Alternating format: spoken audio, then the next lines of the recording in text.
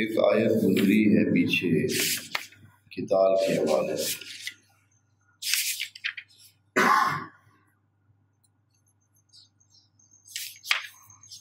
پھر اچھی خاصی بات قتال کے حوالے سے، یعنی 4-5 آیات قتال کے حوالے سے بات کی ہے قرآن نے۔ وہاں جو لفظ ہم اس وقت اس کو سرسری انداز میں ترجمہ کر کے چلے گئے، آج پھر وہ لفظ یہاں اس آیت میں دوبارہ ذکر ہو رہا ہے، اس لیے ہم تھوڑی سی اس پر بات کریں گے۔ بہت مہم بات ہے آج کل، اس حوالے سے آج کی بات بہت مہم ہے آج کل کے حوالے سے۔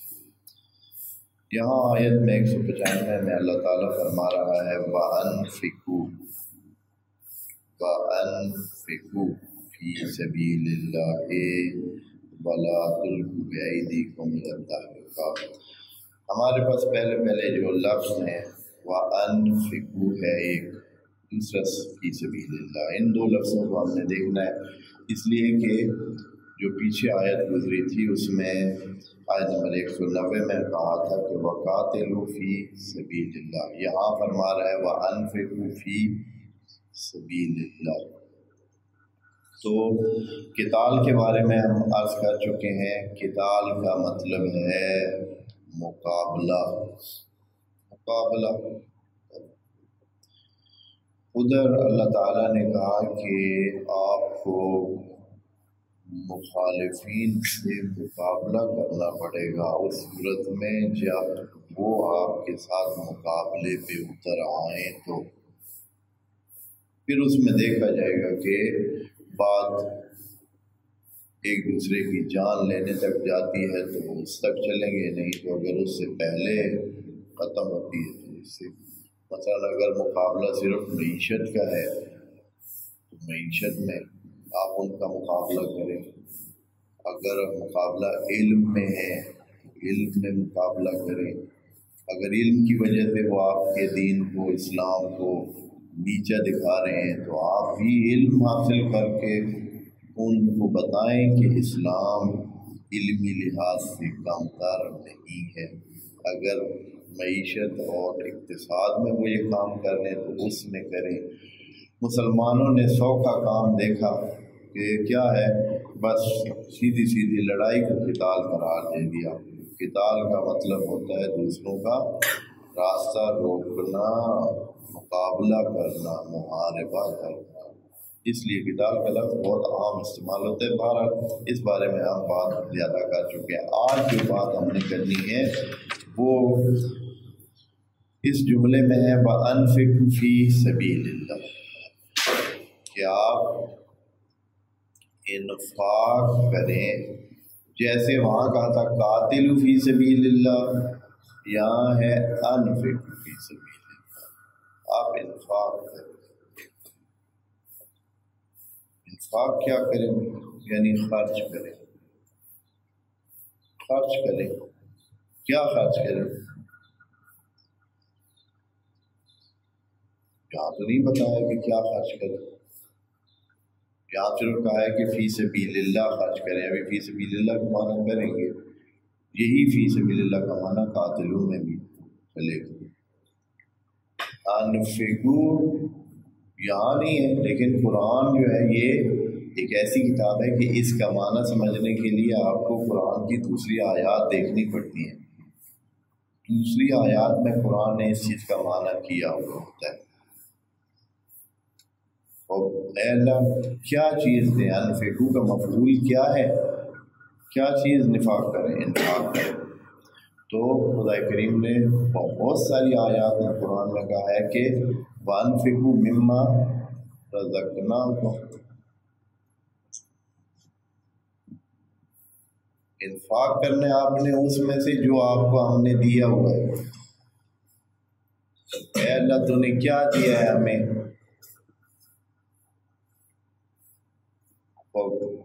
اللہ نے کہا ہے کہ نعمات دی ہیں، اتنی نعمات دی ہیں، وَإِن تَعُدُّوا نِعْمَتَ اللَّهِ لَا تُحْصُوهَا، اگر اللہ کی نعمتوں کو آپ گنیں تو آپ گن بھی، آپ آپ ان کو محصور نہیں کر سکتے، محدود نہیں کر سکتے، اتنی نعمتیں، ہر لمحہ نعمت ہے۔ آپ نے کبھی لمحے گنے؟ ہر سانس آپ کی نعمت ہے، ہر سانس رزق ہے، ہر عضو آپ کا جو جسم ہے وہ آپ کا یہ رزق ہے، خدا نے دے رکھا ہے۔ اسی طرح آپ صرف یہ نہ سمجھیں کہ یہ جو کھانے پینے اور جسم کی ضروریات ہے یہی رزق ہے، علم بھی رزق ہے، آپ کے پاس اچھا اخلاق ہے تو وہ بھی رزق ہے، علم ہے آپ کو، اور کسی کے اچھے رشتہ دار ہیں آپ کے وہ بھی رزق ہے، ماں باپ رزق ہے، بہن بھائی رزق ہے، اور پتہ نہیں کیا کیا جو کچھ بھی ہے، آپ جو اللہ نے آپ کے دل میں انس پیدا کیا ہے وہ رزق ہے۔ آپ کو انس ملتا ہے، آپ کو پیار ملتا ہے، آپ کو احترام ملتا ہے، آپ کو عزت ملتی ہے، آپ کو مواقع ملتے ہیں، یہ سب کیا ہے؟ رزق ہے۔ حتیٰ موت بھی رزق ہے، موت بھی رزق ہے، لیکن چونکہ جو چیز آسانی سے اویلیبل ہوتی ہے نا انسان وہ مانگتا نہیں۔ ہمارے ہاں موت ویسے ہی جلدی سے انسان کی اپنی غلطیوں سے موت بلا اس کے انسان کو حاصل ہو جاتی ہے، نتیجہ کیا ہے کہ انسان اس بارے میں اتنا فکر مند نہیں ہوتا ہے۔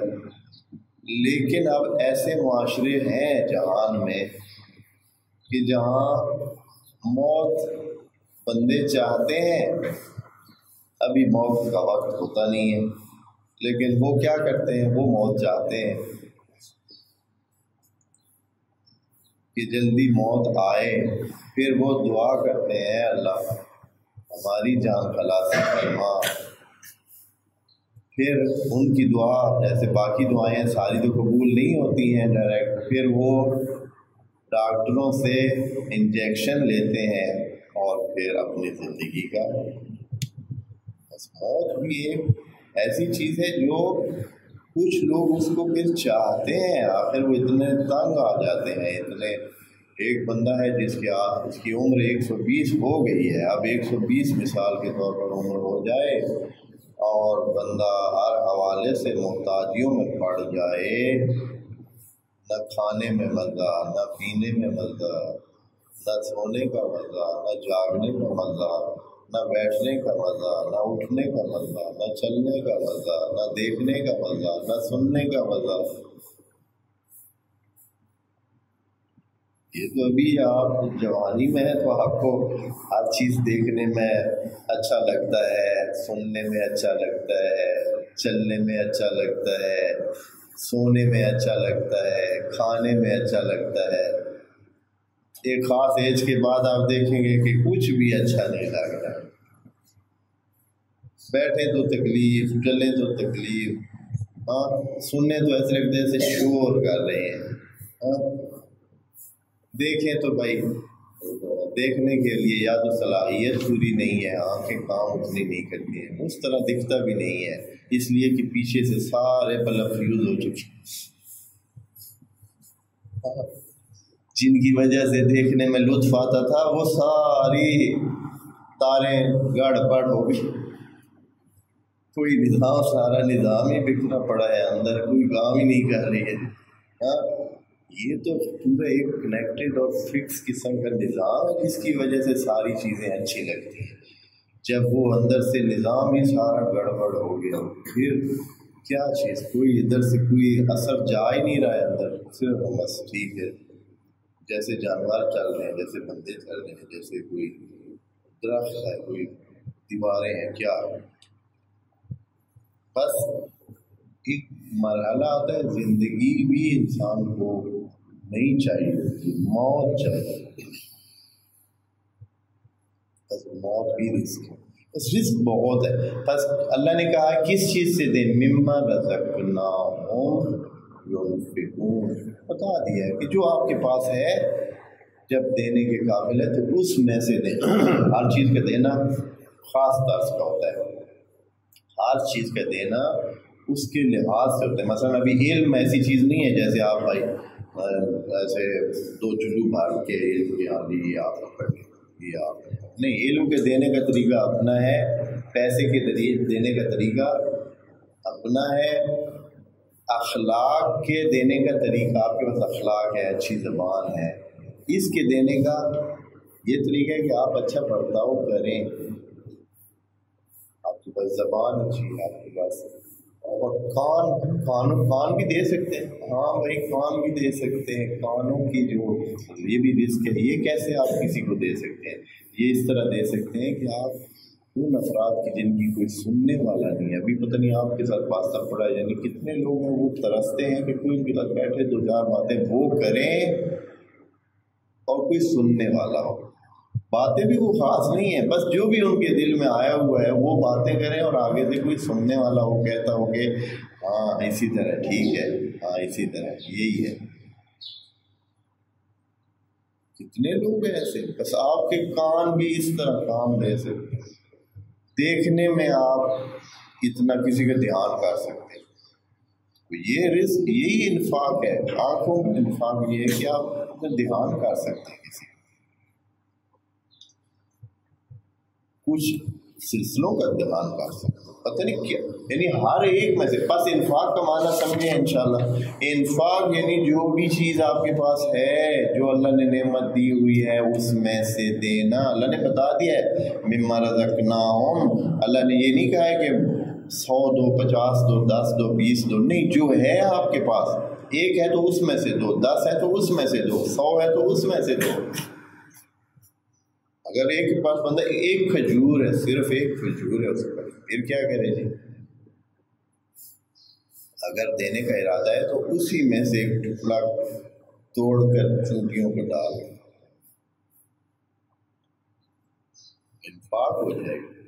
انفاق اللہ کہتے ہیں کہ آپ خرچ کریں. یہ دنیا میں نے یہ جو بنائی ہے اور آپ کے حوالے جو کچھ کیا, یہ آپ کو اس لیے دیا کہ آپ اس کو خرچ کریں.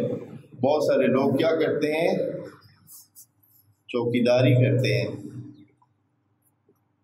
یا اکثر ہم میسیج میں مبتلا ہیں, چوکیداری کرتے ہیں, یعنی جو ان کے پاس اللہ نے دے بالکل سالم سمٹ رکھے رکھتے ہیں.